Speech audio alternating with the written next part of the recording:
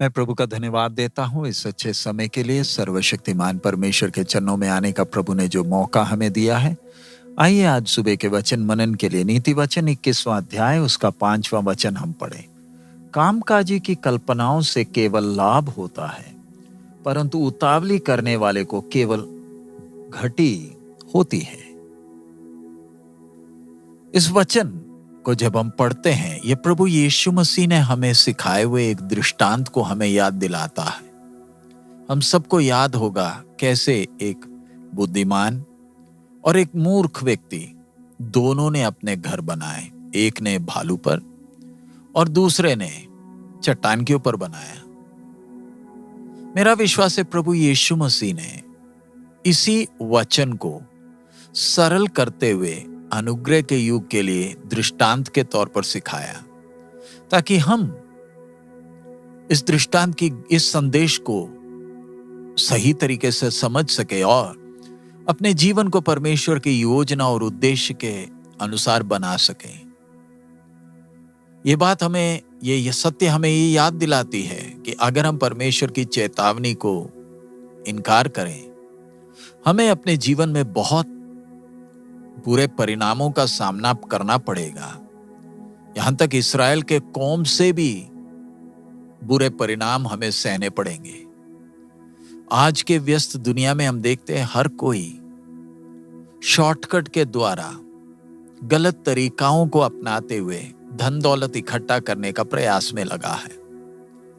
लोगों को मालूम है उनका जीवन काल इस संसार में थोड़ी देर के लिए है, सो इसलिए वो सोचते हैं हमें इधर ही बहुत आशीष मिल जाए और हम अपने जीवन को ऐश और आराम में जितना बिता सकते हैं बिताएंगे।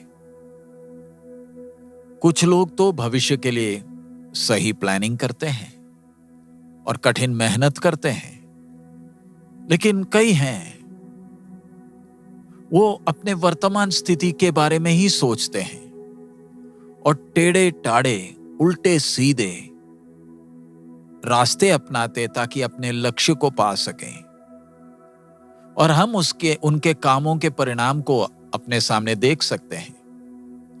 एक कामकाजी व्यक्ति के काम में परमेश्वर की आशीष होती है, लेकिन जो उतावली करता है वो कंगाली की ओर ही भागता है। हम लोग सोचते होंगे कि आज बहुत से लोग ऐसे हैं जिन्होंने अनुचित रीति से धन कमाया है और वो तो जीवन का पूरा ऐश और आनंद लेते हैं, लेकिन दूसरे जो कठिन मेहनत करते, पूरे दिन मेहनत करने के बाद भी जीवन में उनको सुख नहीं मिलता है, आराम नहीं मिलता। दुनिया की नजर में बाहर का जो भी दिखावा है, जो भी चमकीला है, ये सब उनके लिए आशीष है। लेकिन असली आशीष क्या है? जब एक व्यक्ति अपने जीवन में वो शांति, वो सुकून को अनुभव करता है। एक कामकाजी व्यक्ति या कठिन मेहनत करने वाला वो अपने जीवन में खुशी और शांति को अपने थोड़े जीवन में अनुभव करता है, लेकिन दूसरा जो उतावली करता है उसका जीवन तो संघर्ष ही है। और एक दुष्ट व्यक्ति के जीवन में जो श्राप आता है वो उसके जीवन में अकेले नहीं, उसकी पीढ़ी में भी चलती है, और वो अपने जीवन के असलियत को छुपाकर चलते हैं। अपने शक्ल में मेकअप करते हैं, बाहर दिखावा करते हैं ताकि उनके जीवन का दुर्गंध दूसरों को ना मालूम चले। लेकिन फिर भी कितना भी प्रयास करे तो भी दुनिया वो दुर्गंध को सूंघ लेती है, और इनके जीवनों में कोई नैतिक मूल्य है नहीं। हर प्रकार के पापमय कामों से इनका जीवन भरा है। सलोमोन राजा, उसके जीवन को जरा देखें, जिसने यही वचन को लिखा है। परमेश्वर इस्राएल कौम को मिस्र की गुलामी से निकाल कर लाया, उन्हें बहुतायत में आशीष दी ताकि वो अपना नया जीवन आरंभ कर सके। परमेश्वर ने वायदे किए देश में उन्हें लाया, वहां के अन्य जातीय राज्यों को बाहर निकाला, थोड़ा थोड़ा कर कर निकाला। ऐसा क्यों? व्यवस्था विवरण 7 के 22 में हम देखते हैं, नहीं तो जंगल के जानवर आ जाएं और इनके ऊपर हमला एकदम कर दें। परमेश्वर चाहता था कि लोग थोड़ा थोड़ा कर कर जमीन को कब्जा करें और उस देश को व्यवस्था के अनुसार स्थिर करें। अशुद्ध बातों को, परमेश्वर के लिए जो घृणित थी, चाहे सोना हो चांदी हो, सबको निकालें। परमेश्वर जानता था कि वो देश अशुद्धता से भरा है और समय लगेगा उसको शुद्ध करने में। और जब लोगों ने शॉर्टकट इस्तेमाल कर कर जल्दीबाजी में उतावली होकर धन इकट्ठा करना शुरू किया, परमेश्वर ने उन्हें सजा भी दिया। हम उन बातों की गहराई में नहीं जा रहे। राजा दाऊद परमेश्वर के भय में राज्य किया और इस्राएल प्रजा के ऊपर राज्य करते वक्त उस सब्र के साथ किया। उसे मालूम था उतावली करेगा तो बर्बादी है। और हम देखते कैसे परमेश्वर की आशीष उसके साथ थी और उसके राज्य में देश ने उन्नति किया। बहुत से लड़ाइयां लड़ा और प्रभु उसके साथ था। लेकिन उसका बेटा सुलेमान उतावली होकर अपने ज्ञान का इस्तेमाल कर कर राज्य करने का प्रयास किया।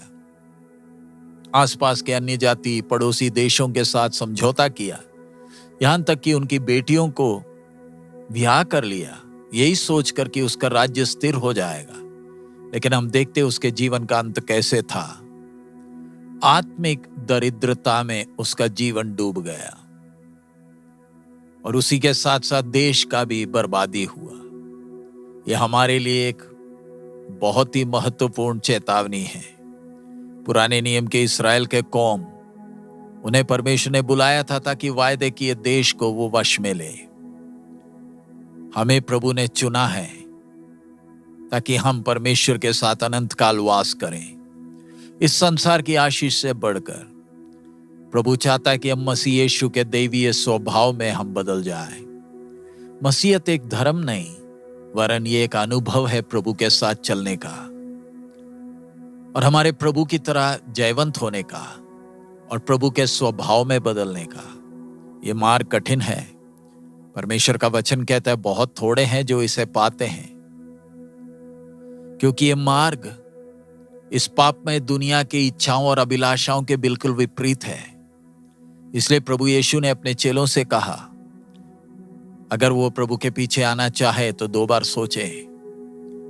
हमें इस नदी में जब तैरना है तो बहाव के उलट, संसार के जीवन के उस बहाव के उलट तैरना है। यह मार्ग पवित्रताई का है। यह संसार पाप और दुष्टता से भरा है। हमें बहुत ध्यान के साथ, मेहनत के साथ इस मार्ग में चलना है।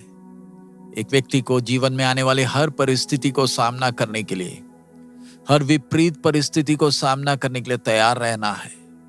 अधोलों का फाटक चुप नहीं रहेगा। लेकिन अगर हम प्रभु में वास करें, प्रभु के आत्मा के अगुवाई में चले, तो हम अपने लक्ष्य में पहुंचेंगे। हमारे प्रभु ने एक बड़े दैवीय उद्देश्य से हमें चुना है। वो अंत तक हमारे साथ रहकर अपने उद्देश्य को पूरा करने के लिए विश्वास योग्य है। लेकिन यह सब निर्भर करता है कि अगर हमारे अंदर वो इच्छा है, अगर हमारा ध्यान इस संसार का धन दौलत जल्दीबाजी में इकट्ठा करने के पीछे है तो, और अगर हमारी भक्ति भी उसी के पीछे है तो हम आत्मिक कंगालीपन में पहुंच जाएंगे और हमेशा के लिए बर्बाद हो जाएंगे। प्रभु ने हमें इस संसार से चुनकर अलग किया है। सो आइए इन दिनों में समझदार बनकर, अपने आत्मिक जीवन में जागरूक रहकर हम परमेश्वर के वचन के उस प्रकाश में सही फैसले लें। परमेश्वर की आत्मा की अगुवाई में हम चले, ताकि हमारा जीवन सच में बहुतायत को अनुभव कर सके, स्वर्गीय आत्मिक आशीषों को अनुभव कर सके और हमारा जीवन बहुतों के लिए प्रेरणा का कारण हो। आइए हम प्रार्थना करें। हमारे अनुग्रहकारी दयालु पिता, हम आपका धन्यवाद देते हैं। आपके वचन के द्वारा आप हमसे बात कर रहे हैं, इसलिए धन्यवाद पिता।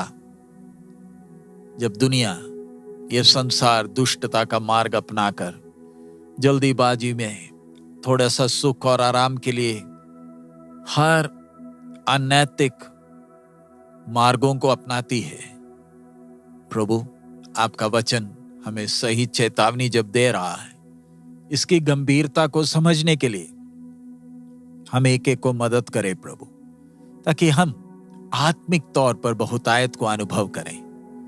जो भी स्थान में आपने हमें रखा है, स्वर्गीय शांति और खुशी को हम अनुभव करें और हमारा जीवन बाकी सब दुनिया के लिए आशीष और प्रेरणा का कारण हो। आपकी आशीष मांगते हैं, ज्ञान और समझ दे। आपकी महिमा हम चाहते हैं। यीशु मसीह के मधुर नाम से हम मांगते हैं, आमीन। प्रभु हम सबको बहुतायत में आशीष दे। हमारा प्रभु अति शीघ्र आ रहा है। मारानाथा।